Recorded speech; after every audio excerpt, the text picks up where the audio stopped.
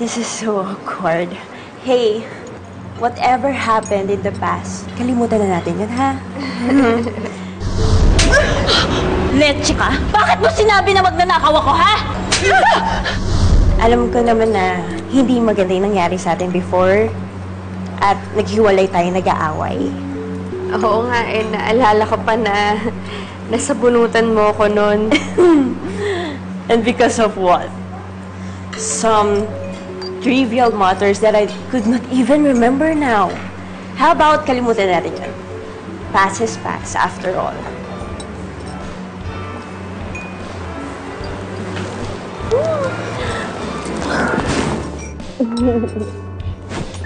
Diba, ang sarap na feeling? Oo. Huwag ka mag-alala, wala na naman sa akin yun. Oh, thank you. Teka, what are you doing here? Hinihintay ko lang yung asawa ko. Emma, alam mo na yung orderin mo? Yes. Rome. Si Georgia. She's an old friend of mine. Oh, Georgia. Rome. Jerome, pero Rome na lang tawag sa akin. Georgia. Hi. Of course, I know you. Ano mo ako kilala? I mean, nabalitaan ko kasi nakinasal ka kay Emma, kaya kita kilala. Pero kung magkaibigan kayo ni Emma, ba't ngayon lang kita nakita? Matagal kasi ako nawala. Bago ko rin nagkakilala ni Emma, pumunta na ako ng US. Ano? Hindi na tayo matutuloy sa lunch natin? Pero bakit? Saka ko na lang ipapaliwanag sa'yo. Mars, ang labo mo. Naglalakad na ako papunta sa restaurant eh. Ano ba nangyayari sa'yo? Basta, saka na lang tayo mag-usap. Bye!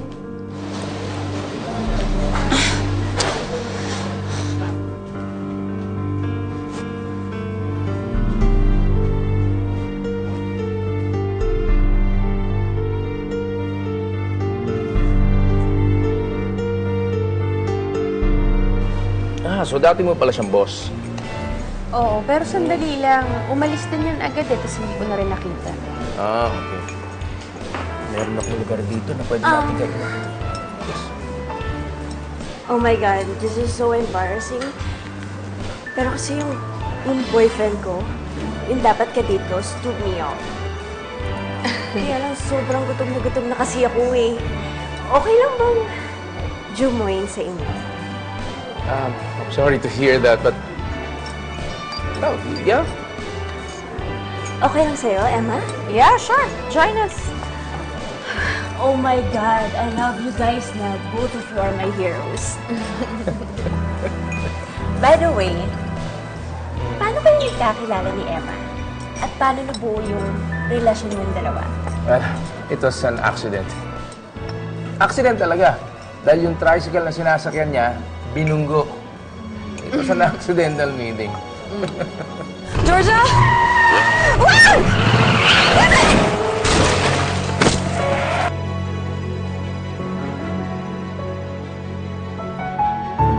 Grabe, kung sino naman yung bumangga sa tricycle ko, Emma, napakasama niya.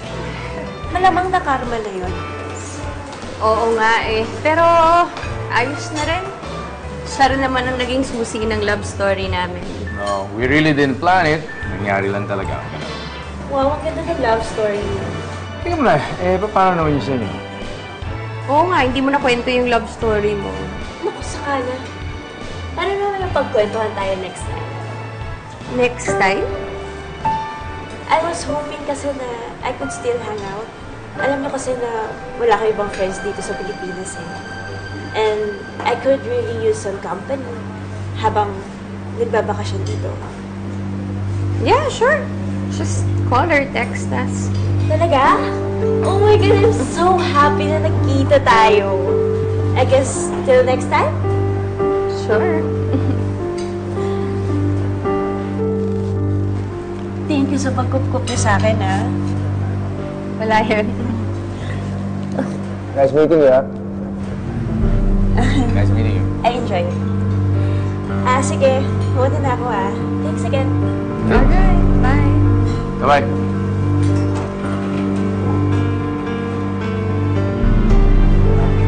Shall we? Let's go.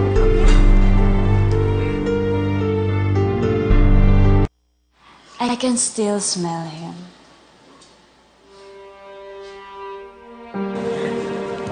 Nice meeting you, ah. Ang sarap ng amoy ni Rom. Uy, grabe ka. Lakas ng tama mo, ah. Ano bang tinira mo? Hey, I don't do drugs, pero na-addict ako kay Rom. Alam mo yung nakakatawa?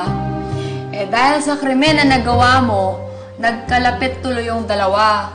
Nakarma ka tuloy. Yun na nga. Para silang puto at kare-kare. Mangga at tsokolate. Di sila bagay. Ang gwapo ni Rom at ang tsaka ni Emma. She's an undeserving beauty queen who took home the crown. Pero nagtatagal yung relasyon nila. I cannot imagine kung nagsisex pa ba yung dalawang